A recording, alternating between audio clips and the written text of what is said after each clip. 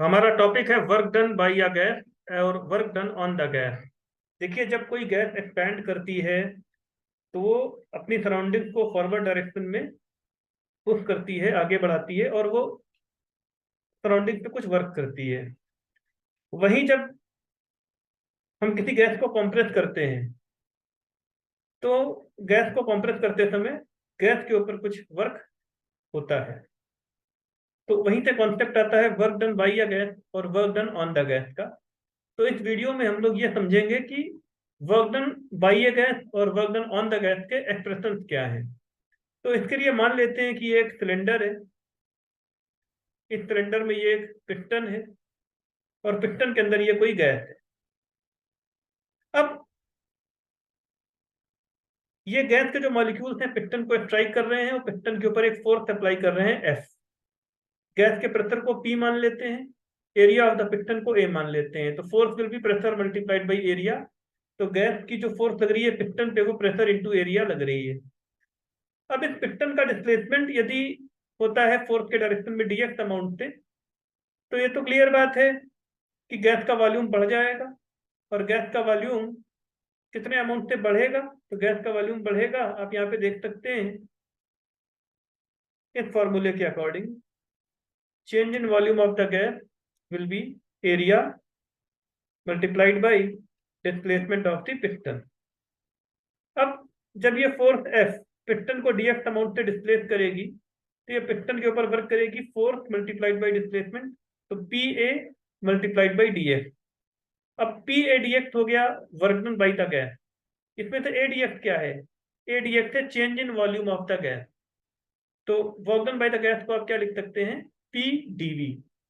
अब इसी एक्सप्रेशन को आप इंटीग्रेट कर दीजिए। मान लो गैस किसी वॉल्यूम V1 से किसी वॉल्यूम V2 तक एक्सपेंड की है, तो work done by the gas हो जाएगा integration of PdV from V1 to V2।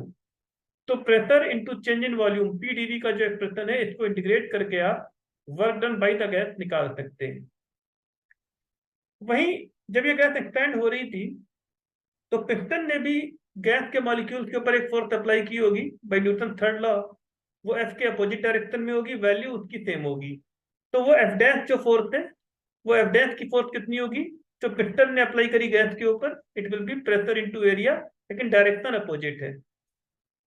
अब जब ये पिस्टन डीएक्स अमाउंट डिस्प्लेस होगा तो यहाँ पर जो मॉलिक्यूल्स रहे होंगे वो भी पिस्टन के साथ साथ इधर आ जाएंगे और उनका डिस्प्लेसमेंट भी डीएक्स अमाउंट से होगा। अब देखने वाली बात यह है कि फोर्स जो है और जो डिस्प्लेसमेंट है, इनका डायरेक्शन अपोजिट है। तो फोर्स आपकी लेफ्ट की तरफ है, डिस्प्लेसमेंट राइट की तरफ है। इनके बीच में एंगल कितना है? 180 डिग्री। तो जो वर्क डन होगा वो यहाँ पे हो जाएगा, जब फोर्स और डिस्प्लेसमेंट अपोजिट होते हैं तो निगेटिव वर्क मिलता है। तो work done on the gas D W dash हो जाएगा minus P A D X, it will be minus P D V. अब इसको इंटीग्रेट कर दें आप, तो work done on the gas का जो एक्सप्रेशन है वो मिल जाएगा minus integration of P D V from V1 to V2। तो पीडीवी को इंटीग्रेट करने पे मिलता है work done by the gas, और माइनस पीडीवी को इंटीग्रेट करने पे क्या मिलता है? Work done on the gas. Clear बात है कि work done by the gas जो होगा और work done on the gas जो है, ये दोनों इक्वल मैग्नीट्यूड रखेंगे पर इनका साइन अपोजिट होगा। जब कोई गैस एक्सपेंड करेगी तो गैस पॉजिटिव वर्क करेगी सराउंडिंग पे, वहीं work done on the gas negative होगा। जब किसी गैस को आप कंप्रेस करोगे, जैसे इस पिस्टन को मैं इधर ला रहा होता लेफ्ट की तरफ, तब एफ डैश और डीएक्स का डायरेक्शन सेम हो जाता। ठीक है ना? तो जब किसी गैस को आप कंप्रेस करोगे तो work done on the gas positive हो जाएगा। तो ये साइन कन्वेंशन जो बता रहा हूँ ये हमेशा याद रखें आप लोग कि गैस के साथ दो ही चीजें हो सकती हैं, एक्सपेंशन या कंप्रेशन। डब्ल्यू है work done by the gas, W dash है work done on the gas. Expansion में work done by the gas positive है, work done on the gas negative है। ठीक है ना? और कंप्रेशन में work done by the gas negative है, work done on the gas positive है। तो ये बातें हमेशा आप याद रखें।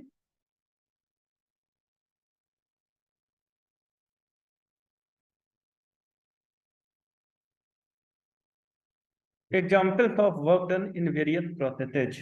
Isochoric process. तो यहाँ पर आप आइसोकोरिक प्रोसेस को देख सकते हैं, इसमें वॉल्यूम चेंज नहीं होता है। अब वॉल्यूम चेंज नहीं होता है therefore no work is done in an isochoric process. तो isochoric process में कोई वर्क नहीं होगा because volume change dV will be 0. Isobaric process, isobaric process में क्या होता है, आप गैस को पॉइंट ए से बी पे ले जा रहे हो इस तरह से कि प्रेशर कांस्टेंट रहता है। जब प्रेशर कांस्टेंट रहता है और वॉल्यूम को V1 से V2 कर रहे हो तो टेम्परेचर भी T1 से बढ़कर T2 हो जाता है।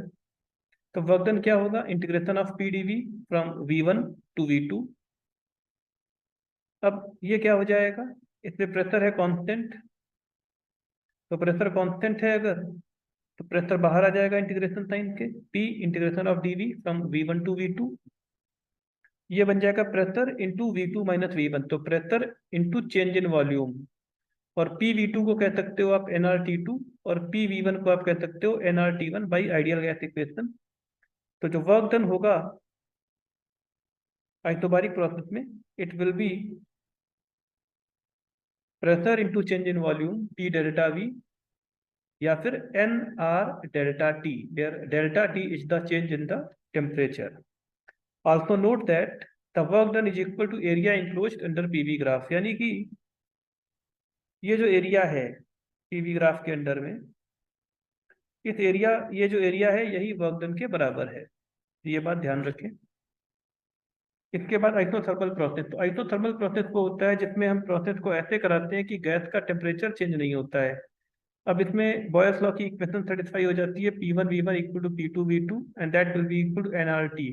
तो जो टेम्परेचर है गैस का वो चेंज नहीं होगा, पर प्रेशर और वॉल्यूम चेंज होते रहेंगे। और nRT जो है वो PV के बराबर हो जाएगा। किसी भी समय अगर प्रेशर है P और वॉल्यूम है V, तो nRT will be equal to PV। अब वर्क डन क्या होगा, integration of PdV from V1 to V2। Pressure को आप क्या लिख सकते हो, nRT बाई V। प्रेशर को क्या, ये वाला इक्वेशन अगर आप देखें, प्रेशर को आप लिख सकते हैं nRT बाई V, और nRT तो कांस्टेंट है, n है नंबर ऑफ मोल्स, R है गैस कांस्टेंट, T है एब्सोल्यूट टेम्परेचर, ये तो कांस्टेंट है। nRT इंटीग्रेशन साइन के बाहर आ जाएगा, तो nRT जब इंटीग्रल साइन के बाहर आ गया तो nRT integration of dV by V from V1 to V2। अब 1 बाई V का इंटीग्रेशन क्या होगा, log V। याद रखें जो नेचुरल लॉग होती है ln x, it is log to the base E, तो nRT ln V2 by V1। तो जो वर्क डन होगा आइसोथर्मल प्रोसेस का वो आ जाएगा nRT ln V2 by V1, और ये हो जाएगा nRT ln P1 by P2 के बराबर। तो ये बात हमेशा ध्यान में रखें। और एक बार फिर से, ये वाला जो एरिया है ग्राफ के अंदर में, जो एरिया है ये एरिया ही वर्क डन को रिप्रेजेंट करेगा। फिर आइसोट्रोपिक प्रोसेस, इसमें क्या होता है कि PV raise to A equal to constant, इस लॉ को गैस ओबे करती है। ए कोई भी कांस्टेंट नंबर है, A can be 1 2 3 4 half, A कोई भी नंबर है। अब मान लो ये PV raise to A equal to constant का ग्राफ है। पॉइंट ए पर प्रेशर है P1, वॉल्यूम है V1। पॉइंट बी पर प्रेशर है P2, वॉल्यूम है V2। पॉइंट ए पर है pressure P1, volume V1, temperature T1। Point B पर pressure P2, volume V2, temperature T2। अब क्योंकि PV raise to A equal to constant है, तो कॉन्स्टेंट को मान लिया के, प्रेशर को लिख सकते हो आप K upon V raise to A. DW को क्या लिख सकते हो, PdV, तो K upon V raise to A dV। Work done को आप लिख सकते हो, अब इसी को इंटीग्रेट कर दोगे आप, तो K integration of V raise to minus A dV। अब V raise to minus A का इंटीग्रेशन क्या होगा, V raise to 1 minus A upon 1 minus A, ये इंटीग्रेशन हो जाएगा। K कांस्टेंट है और लिमिट होंगी V1 टू V2। तो वर्क डन अब आपका हो जाएगा 1 अपॉन 1 माइनस ए, ये मैंने क्या किया, 1 अपॉन 1 माइनस ए कॉन्स्टेंट था, इसको ब्रैकेट से बाहर निकाल दिया, और V raise to 1 minus A को मैं लिख सकता हूँ V upon V raise to A. तो वर्क डन हो जाएगा 1 upon 1 minus A K upon V raise to A into V from V1 to V2। अब ये भी देखने की बात है कि जो K upon V raise to A है ये प्रेशर P के बराबर है, तो वर्क डन हो जाएगा 1 upon 1 minus A PV from V1 to V2। क्योंकि K upon V raise to A, ये जो K upon V raise to A है इसको हमने प्रेशर P कह दिया। अब जब वॉल्यूम V1 है तो प्रेशर P1 है, जब वॉल्यूम V2 है तो प्रेशर P2 है। तो फाइनल वैल्यू और इनिशियल वैल्यू लिमिट की रख दें, वर्क डन आ जाएगा P2V2 minus P1V1 upon 1 minus ए। तो अब ये बात याद रखें कि आइसोथर्मल प्रोसेस में जो वर्क, सॉरी आइसोट्रोपिक प्रोसेस में जो वर्क डन है वो है P1V1 minus P2V2 upon A minus 1। अब ये कैसे आया? तो देखिए यहाँ पे था P2V2 minus P1V1 upon 1 minus A। तो मैंने न्यूमरेटर को और डिनोमिनेटर को दोनों को -1 से मल्टीप्लाई कर दिया। तो वर्क डन आ जाएगा P1V1 minus P2V2 upon A minus 1। और P1V1 को आप कह सकते हो NRT1, P2V2 को कह सकते हो NRT2। तो वर्क डन ये भी हो जाएगा NR ब्रैकेट में T1 minus T2 upon A minus 1। अब different cases of isotropic processes. अब अगर हम A को जीरो कर दें, तो A को जीरो कर दें अगर, तो volume V raise to zero, V raise to zero 1 हो गया, ठीक है ना। और V रेज टू जीरो अगर 1 हो गया तो प्रोसेस कैसा हो गया? प्रोसेस हो गया आइसोबारिक। अब आइसोबारिक प्रोसेस में प्रेशर रहेगा कांस्टेंट, उसका ग्राफ ये है। अगर हम ए को कर दें इन्फिनिटी, ए को क्या कर दें? इन्फिनिटी कर दें, तो प्रोसेस हो जाएगा आइसोकोरिक।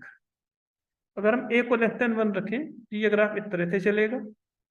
ए को 1 कर दें तो आइसोथर्मल प्रोसेस का ग्राफ ये है। ए को अगर हम गामा कर दें तो प्रोसेस हो जाएगा एडियाबैटिक। ये आप देख सकते हो डिफरेंट केसेज हैं आइसोट्रोपिक प्रोसेस के। जब ए का वैल्यू जीरो है तो ये आइसोबारिक प्रोसेस का ग्राफ है, ए की वैल्यू इन्फिनिटी है तो ये आइसोकोरिक प्रोसेस का ग्राफ है। और जैसे जैसे ए की वैल्यू जीरो से बढ़ रही है, ग्राफ का नेचर भी आप देखिए इस तरह से होता जा रहा है। ये आप देख सकते हैं different cases of isotropic process. अब अगर एडियाबैटिक प्रोसेस हो तो एडियाबैटिक प्रोसेस में ए क्या हो जाता है? ए हो जाता है गामा, और गामा क्या होता है? तो गामा होता है सीपी बाई सीवी का रेशियो।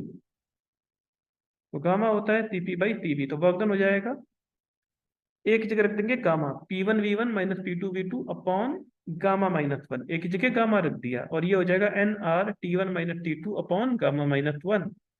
तो एडियाबैटिक का प्रोसेस का जो वर्क डन है वो एक की वैल्यू को गामा रख के आप निकाल सकते हो। एडियाबैटिक प्रोसेस वो प्रोसेस होता है जिस प्रोसेस में सिस्टम में ना तो कोई हीट अंदर जाती है, ना ही सिस्टम से कोई हीट बाहर आती है, यानी कि जो क्यू है, heat given to the system, वो जीरो रहता है, उसको कहते हो आप एडियाबैटिक प्रोसेस।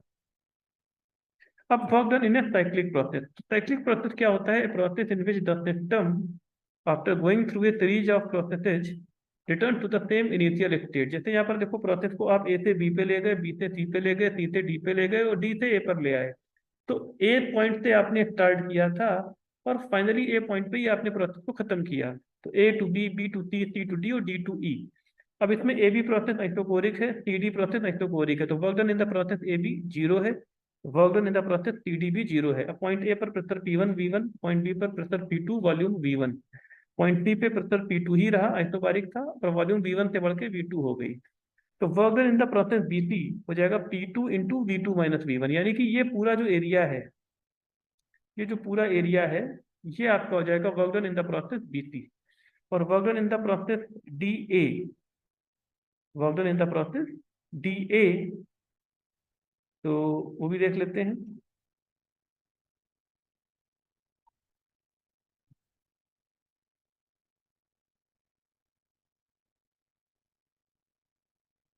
यहाँ पर मुझे ए लिखना होगा।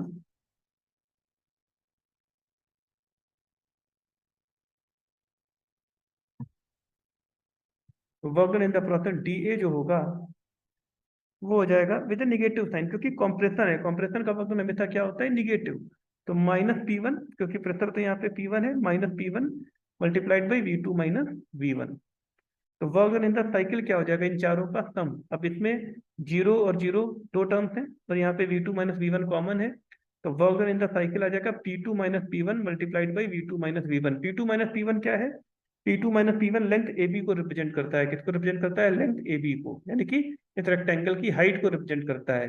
जबकि V2 minus V1, V2 minus V1 length AD को रिप्रेजेंट करता है, लेंथ AD। अब लेंथ AD जो है ये रेक्टेंगल के बेस को रिप्रेजेंट करता है। तो रेक्टेंगल की हाइट मल्टीप्लाइड बाई रेक्टेंगल का बेस, ये हो जाएगा रेक्टेंगल का एरिया। यानी कि साइक्लिक प्रोसेस में जो वर्क डन है, अगर आप ध्यान से देखें तो वो इस एरिया के बराबर है। तो ये कॉन्सेप्ट भी आपको याद रखना चाहिए कि work done in a cyclic process is equal to the area enclosed by the cycle. ये जो area enclosed by the cycle है, यही साइक्लिक प्रोसेस का वर्क डन है। साइकिल चाहे कैसी भी हो, यहाँ तो मैंने एक सिंपल साइकिल दे रखी थी, पर किसी भी साइकिल में area enclosed bye the cycle he work done होगा, अगर पीवी ग्राफ आपको दे रखा है। अब यदि क्या होगा अगर हम साइक्लिक प्रोसेस के स्टेप को रिवर्स कर दें, यानी कि A to D, D to C, C to B और बी टू ए, तो ये भी याद रखने की बात है कि अगर हम साइक्लिक प्रोसेस के स्टेप को रिवर्स कर दें तो ए टू डी में पॉजिटिव वर्क होगा और सी टू बी में निगेटिव वर्क होगा। तो निगेटिव वर्क का मैग्नीट्यूड ज्यादा हो गया और पॉजिटिव वर्क का मैग्नीट्यूड कम हो गया। देखो सी टू बी में है कॉम्प्रेशन, यहाँ पे निगेटिव वर्क है और निगेटिव वर्क की वैल्यू ज्यादा है, ये पूरा एरिया।